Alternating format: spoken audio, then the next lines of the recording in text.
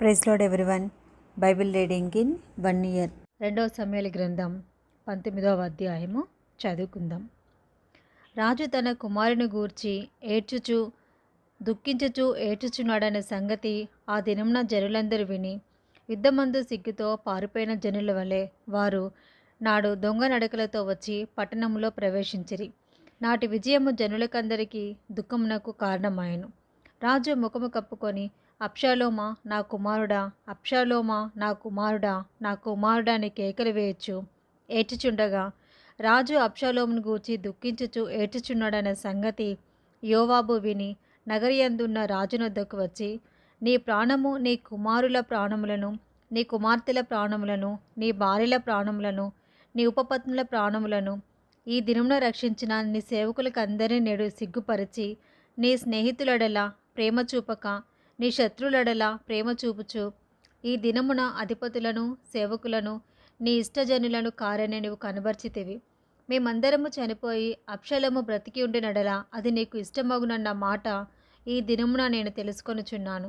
ఇప్పుడు లేచి బయటికి వచ్చి నీ సేవకులను ధైర్యపరచుము. నీవు బయటికి రాకయుండినడలా ఈ రాత్రి ఒకడును నీ యొద్ద నిలువడని యెహోవా నామమును బట్టి ప్రమాణం చేసి చెప్పుచున్నాను. నీ బాల్యం నుండి నేటి వరకు నీకు ప్రాప్తించిన అపాయములన్నిటికంటే అది నీకు కష్టతరముగా ఉండునని రాజుతో మనవి చేయగా, రాజు లేచి వచ్చి గుమ్మములో కూర్చుండెను. రాజు గుమ్మములో కూర్చున్నాడన్న మాట జనులందరూ విని రాజును దర్శింప వచ్చిరి. కానీ ఇశ్రాయేలు వారు తమ తమ ఇండ్లకు పారిపోయిరి. అంతటా ఇశ్రాయేలు వారి గోత్రములకు చేరికైన జనులందరూ ఇట్లనుకొనిరి, మన శత్రువుల చేతిలో నుండి ఫిలిస్తీన్ల చేతిలో నుండి మనల్ని విడిపించిన రాజు అబ్షాలోమునకు భయపడి దేశంలో నుండి పారిపోయాను. మన మీద మనము రాజుగా పట్టాభిషేకం చేసిన అబ్షాలోము యుద్ధమందు మరణమాయెను. కాబట్టి మనం రాజును మరలా తోడుకొని వచ్చుటకును గూర్చి ఎలా మాట్లాడకపోతిమి? రాజైన దావీదు ఇది విని యాజకులకు సాదోకునకును అబ్యాతారునకును వర్తమానం పంపి, ఇశ్రాయేలు వారందరూ మాట్లాడుకున్న సంగతి నగరిలోనున్న రాజునకు వినబడెను కనుక రాజును నగరికి మరలా తోడుకొని రాకుండా మీరెందుకు ఆలస్యం చేయుచున్నారు? మీరు నాకు ఎముకనంటినయు మాంసమునంటిదియు సహోదరులై ఉండగా రాజును తోడుకొని రాకుండా మీరెందుకు ఆలస్యం చేయుచున్నారని యూదావారి పెద్దలతో చెప్పుమని ఆజ్ఞ ఇచ్చాను. మరియు అమాషా యుద్ధకు దూతలను పంపి, నీవు నాకు ఎముకనంటిన బంధుడవు, మాంసమునంటిన బంధుడవు కావా? యోవాబునకు బదులు నిన్ను సైన్యాధిపతిగా నేను కాయపరచినడలా దేవుడు గొప్ప అపాయం నాకు కలుగజేయునుగాక అని చెప్పుడనెను. అతడు పోయి ఎవరునూ తప్పకుండా యూదా వారందరినీ రాజునకు ఇష్టపూర్వకముగా లోబడినట్లు చేయగా, నీవును నీ సేవకులందరూ మరలా రావాలనన్న వర్తమానము వారు రాజునొద్దకు పంపిరి. రాజు తిరిగి యోర్దాను నది యొద్దకు రాగా, యూదావారు రాజును ఎదుర్కొనుటకును రాజును నది అవతలకు తోడుకొని వచ్చుటకును గిల్గాలునకు వచ్చిరి. అంతలో బహురీమందున్న బెన్యామీనుడగు గేరా కుమారుడైన షిమి త్వరపడి రాజైన దావీదును ఎదుర్కొనుటకై యూదావారితో కూడా వచ్చెను. అతని యొద్ద 1000 మంది బెన్యామీనులు ఉండిరి. మరియు సౌలు కుటుంబమునకు సేవకుడగు సీబాయు అతని 14 కుమారులు అతని 20 మంది దాసులను వచ్చి రాజు ఎదుట నది దాటిరి. రాజు ఇంటి వారిని అవతలకు దాటించుటకును రాజు దృష్టికి అనుకూలమైన దానిని చేయుటకును రేవు పడవను యువతలకు తెచ్చి ఉండిరి. అంతటా గేరా కుమారుడు షిమి వచ్చి రాజు యోర్దాను నది దాటిపోగానే అతనికి సాష్టాంగపడి, నా ఏలినవాడా, నేను చేసిన ద్రోహము నా మీద మోపకము. నా ఏలినవాడవును రాజువునగు నీవు యెరూషలేమును విడిచిన వేళ నీ దాసుడనగు నేను మూర్ఖించి చేసిన దోషమును జ్ఞాపకమందు ఉంచుకుము, మనసునందు ఉంచుకొనకుము.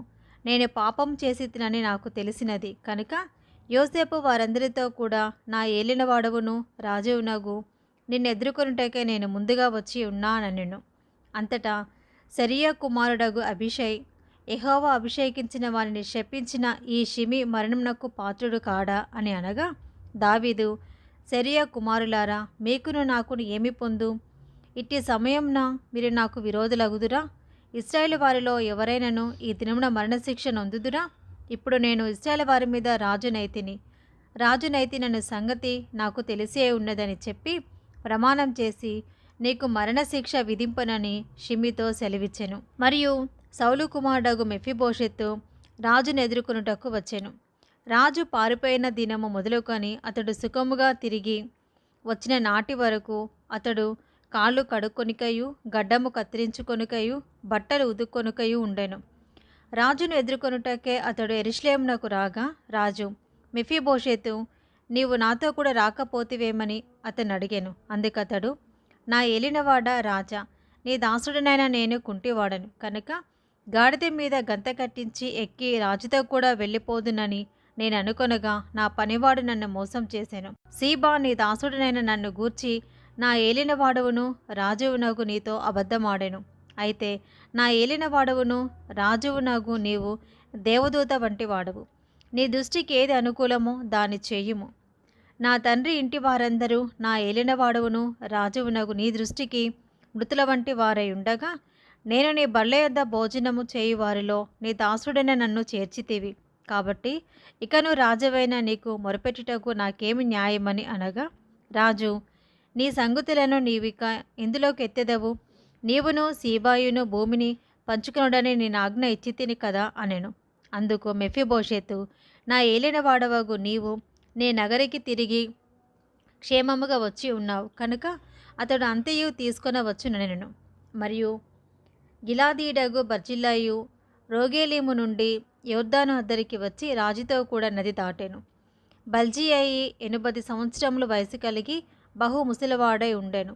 అతడు అధిక ఐశ్వర్యవంతుడు కనుక రాజు మహానయములో నుండగా అతనికి భోజన పదార్థములను పంపించుచూ వచ్చాను. యెరూషలేములో నా యొద్ద నేను నిలిపి పోషించెదను. నీవు నాతో కూడా నది దాటవలనని రాజు బర్జిల్లయితో సెలవిచ్చెను. బర్జిల్లయి, రాజవగు నీతో కూడా యెరూషలేమునకు వచ్చుటకు ఇంకా నేను ఎన్ని దినములు బ్రతకబోదును? నేటికి నాకు 87 ఏండ్లైను. సుఖదుఖములకున్న భేదమును నేను గుర్తింపగలనా? అన్నపానముల రుచి నీ దాసుడని నేను తెలుసుకొనగలనా? గాయకుల యొక్కయు గాయకులాండు యొక్క స్వరము నాకు వినబడునా? కావున నీ దాసుడనగు నేను నా ఏలినవాడవును రాజువునగు నీకెందుకు భారముగా ఉండవలేను? నీ దాసుడనైన నేను నీతో కూడా నది దాటి అవతలకు కొంచెం దూరము వచ్చేదను. కానీ రాజవగు నీవు నాకంత ప్రత్యుపకారం చెయ్యనేలా? నేను నా ఊరి అందుండి మరణమై నా తల్లిదండ్రుల సమాధి ఎందు పాతిపెట్టబడుటకై అచ్చడికి తిరిగిపోవునట్లు నాకు సెలవిమ్ము, చిత్తగించుము. నీ దాసుడగు కింహాము నా ఏలినవాడవును రాజువునగు నీతో కూడా వచ్చుటకు సెలవిమ్ము. నీ దృష్టికి ఏది అనుకూలమో దానిని అతనికి చేయమని మనవి చేయగా రాజు, కింహాము నాతో కూడా రావచ్చును. నీ దృష్టికి అనుకూలమైన దానిని నేను అతనికి చేసేదను. మరియు నా వలన నీవు కోరుకున్నదంతయు నేను చేసేదనని సెలవిచ్చెను. జనులందరూ రాజును నది అవతలకు రాగా రాజు బర్జిల్లయిని ముద్దు పెట్టుకొని దీవించెను. తర్వాత బర్జిల్లయి తన స్థలమునకు వెళ్ళిపోయాను. యూదా వారందరూ ఇశ్రాయేలు వారిలో సగము మందియు రాజును తోడుకొని రాగా రాజు కింహామును వెంటబెట్టుకొని గిల్గాలునకు వచ్చాను. ఇట్లుండగా ఇశ్రాయేలు వారందరూ రాజునొద్దకు వచ్చి, మా సహోదరులగు యూదావారు ఎందుకు నిన్ను దొంగిలించుకొని నీ ఇంటి వారిని నీ వారిని యొర్దాను యువతులకు తోడుకొని వచ్చిరని అడగగా యూదా వారందరూ, రాజు మీకు సమీప బంధువుడై ఉన్నాడు కనుక మీకు కోపం ఎందుకు? అలాగుండినను మాలో ఎవరమైనను రాజు సొమ్ము ఏమైనా తింటిమా? మాకు ఈనాము ఏమైనా ఇచ్చెనా అని ఇశ్రాయేలు వారితో అనెను. అందుకు ఇశ్రాయేలు వారు, రాజులో మాది 10 భాగములున్నవి, రాజులో మాకు 10 భాగములున్నవి. మీకంటే మేము దావీదునందు అధిక స్వాతంత్రము గలవారము. రాజును తోడుకొని వచ్చుటను గురించి మీతో ముందుగా మాట్లాడిన వారము మేమే కదా. మీరు మమ్మల్ని నిర్లక్ష్యం చేసిద్రేమి అని యూదావారితో పలికిరి. యూదావారి మాటలు ఇశ్రాయేలు వారి మాటల కంటే కఠినముగా ఉండెను. 2వ సమూయేలు గ్రంథం 20వ అధ్యాయము. బెన్యామీనుడగు బిక్రీ కుమారుడైన షేబాయను పనికిమాలినొకడు అచ్చడు ఉండెను. వాడు, దావీదునందు మనకు భాగం లేదు, యెషయి కుమారుని యందు మనకు స్వాస్యం ఎంత మాత్రమును లేదు. ఇశ్రాయేలు వారలారా, మీరందరూ మీ మీ గుడారములకు పొండని బాకా ఊది ప్రకటన చేయగా ఇశ్రాయేలు వారందరూ దావీదుని విడిచి బిక్రీ కుమారుడైన షేబాను వెంబడించిరి. అయితే యోర్దాను నది నుండి యెరూషలేము వరకు యూదావారు రాజును హత్తుకొనిరి. దావీదు యెరూషలేములోని తన నగరికి వచ్చి తన ఇంటికి తాను కాపుగా నుంచిన తన ఉపపత్నులైన 10 మంది స్త్రీలను తీసుకొని వారిని కావలిలో ఉంచి వారిని పోషించుచుండెను. కానీ వారి యుద్ధకు పోకుండెను. వారు కావలి ఎందుంచబడిన వారే బ్రతికినంత కాలం విధవరాండ్ర వలె ఉండిరి. తర్వాత రాజు అమాషాను పిలువనంపి, 3 దినములలోగా నీవు నా దగ్గరకు యూదావారినందరినీ సమకూర్చి ఇక్కడ హాజరు కమ్మని ఆజ్ఞాపించగా అమాషా యూదావారిని సమకూర్చుటకే వెళ్ళిపోయాను. అతడు ఆలస్యం చేసినందున అతనికి నిర్ణయించిన కాలము మీరిపోయినప్పుడు దావీదు అబీషైని పిలువనంపి, బిక్రీ కుమారుడైన షేబా అబ్షాలోము కంటే మనకు ఎక్కువ కీడు చేయను. వాడు ప్రాకారం గల పట్టణములలో చొచ్చి మనకు దొరకకపోవునేమో. కనుక నీవు నీ ఏలినవాని సేవకులను వెంటబెట్టుకొని పోయి వారిని తరిమి పట్టుకొనుమని ఆజ్ఞ ఇచ్చాను. కాబట్టి యోవాబు వారును కెరీతీయులను పెలేతీయులను బలాఢ్యులందరూ అతనితో కూడా ఎరుషలేములో నుండి బయలుదేరి బిక్రీ కుమారుడగు షేబాను తరమబోయిరి. వారు గిబియోనులో ఉన్న పెద్ద బండ దగ్గరకు రాగా అమాషా వారిని కలియవచ్చెను. యోవాబు తాను తొడుగుకొనిన చొక్కాయను పైన బిగించి ఉన్న నడికట్టును వరగల కత్తి పట్టుకొని ఉండగా ఆ వర వదిలే కత్తి నేలపడెను. అప్పుడు యోవాబు అమాషాతో, నా సహోదరా, నీవు క్షేమంగా ఉన్నావా అనుచు అమాషాను ముద్దు పెట్టుకున్నట్లు కుడి చేత అతని గడ్డము పట్టుకొని అమాషా యోవాబు చేతిలో ఉన్న కత్తిని చూడకను తన్ను కాపాడుకొనుకను ఉండగా యోవాబు అతని కడుపులో దాన్ని గుచ్చెను. గుచ్చిన తోడనే అతని పేగులు నేలకు జారి ఆ దెబ్బతోనే అతడు చనిపోయాను. యోవాబును అతని సహోదరుడగు అబీషైను బిక్రీ కుమారుడగు షేబాను తరుముటకు సాగిపోగా యోవాబు బంటులలో ఒకడు అతని దగ్గర నిలిచి యోవాబును ఇష్టలైన దావీదు పక్షంనున్న వారందరూ యోవాబును వెంబడించుటని ప్రకటన చేశాను.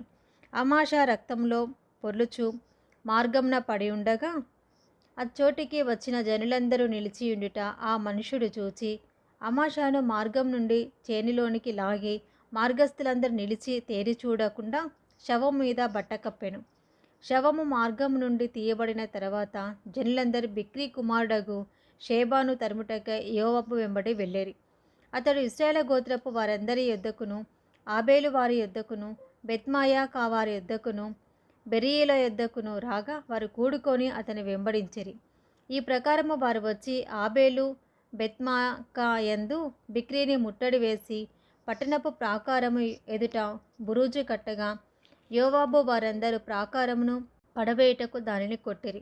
అప్పుడు యుక్తిగల ఒక స్త్రీ ప్రాకారం ఎక్కి, ఓహో, ఆలకించుడి ఆలకించుడి, నేను అతనితో మాట్లాడినట్లు యోవాబుని ఇక్కడికి రమ్మని చెప్పుడని కేకవేయగా యోవాబు ఆమె దగ్గరకు వచ్చాను. అంతటా ఆమె, యోవాబువు నీవేనా అని అడగగా అతడు నేనే అనను. అందుకామె, నీ దాస్యాలకు నేను నీతో మాట్లాడుదునా అని అడగగా అతడు మాట్లాడవచ్చుననను.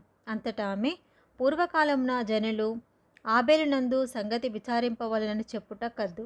అలాగున చేసి కార్యములు ముగించుచూ వచ్చిరి. నేను ఇశ్రాయేలునందు నిమ్మలస్తులలోను యథార్థవంతులలోను చేరిక అయిన దానను. ఇశ్రాయేలు పట్టణములలో ప్రధానమగు ఒక పట్టణమును లయం చేయవలనని నీ ఉద్దేశించుచున్నావు. యెహోవా స్వాస్యమును నీవెందుకు నిర్మూలం చేయదు అని చెప్పగా యోవాబు, నిర్మూలం చేయను, లయపరచను, అలాగున చెయ్యనే చేయను. సంగతి అది కానే కాదు. బిక్రీ కుమారుడగు షేబాను ఎఫ్రాయిము మన్యపు వాడు ఒకడు రాజైన దావీదు మీద ద్రోహం చేసి ఉన్నాడు. మీరు వారిని మాత్రం అప్పగించుడి, తోడనే నేను ఈ పట్టణమును విడిచిపోవదునని చెప్పగా ఆమె యోవాబుతో, చిత్తము, వాని తల ప్రాకారము పైనుండి పడవేయబడునని చెప్పి పోయి తాను యోవాబుతో పలికిన యుక్తిగల మాటలను జనులందరికీ తెలియచేయగా వారు బిక్రీ కుమారుడగు షేబా యొక్క తలను ఛేదించి యోవాబు దగ్గర దాన్ని పడవేసిరి. కాగా అతడు బాకా ఊదించిన తర్వాత జనులందరూ ఆ పట్టణమును విడిచి ఎవరి గుడారములకు వారు పోయిరి. యోవాబు యెరూషలేమునకు రాజునొద్దకు తిరిగి వచ్చెను. యోవాబు ఇశ్రాయేలు దండు వారందరికీ అధిపతి అయి ఉండెను. అయితే కెరేతీయులకును పెలేతీయులకును యెహోయాదా కుమారుడగు బెనాయా అధిపతి అయి ఉండెను. అదోరాము వెట్టి పనులు చేయువారి మీద అధికారి అయి ఉండెను. అహీలూదు కుమారుడగు యెహోషాపాతు రాజ్యపు దస్తావేదుల మీద ఉండెను. షేవా లేఖికుడు, సాదోకును అబ్యాతారును యాజకులు, యాయీరీయుడగు ఈరా దావీదునకు సభ ముఖ్యుడు. ఇది ఈరోజు భాగం అండి. Praise the lord.